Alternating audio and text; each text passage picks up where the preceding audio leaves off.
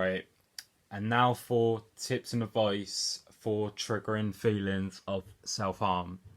So, there's one thing, and that's punching a pillow, because you're going to be coming up with all sorts of raging thoughts in your mind, and it feels like it's screaming at you, and you sort of want to channel it out and take out that anger. So if you're just punching the pillow, okay, you're punching something and it will not break. So it's really helpful just by doing that. You could either scream into a pillow, punch a pillow, whatever works for you. It's a great tip because it's something that you're punching, so it saves you from punching a wall and breaking your knuckles or making a dent into the wall. If you're punching a pillow, doesn't happen. So another one is the hairband. So if you put your hairband on like this, or elastic band or whatever you have, and just flick it against your arm constantly until, even if it gets red. So it's not going to leave any scarring on your arm, and it's also not going to get infected if like you end up cutting too deep and you end up with possible infections. So that's very key for me because I've used that a couple of times myself with the flicking the armband.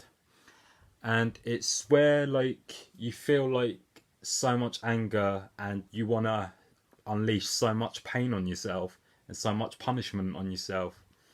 It may be the fact that you maybe don't want to end it, but you want to just get so much pain into you because maybe you feel like you deserve it. Maybe you feel like that is what you feel is right in that moment. So, for example, now I've got like 3 marks on my arm, and that's going to be healthier in the meantime because I'm not leaving any scarring on my arm, and I'll highly recommend it for anyone else. And the last two I can think of is keeping a diary or talking to someone. So keeping a diary, it could be that you write all your feelings down in a diary day by day.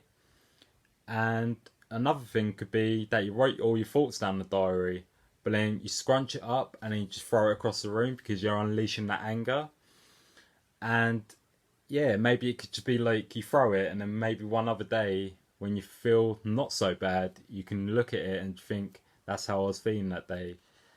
And for the other thing, that was speaking to someone. So speaking to someone, even if it doesn't make you feel 100% better, most cases it doesn't, but it's always important to speak to someone to get that all off your mind.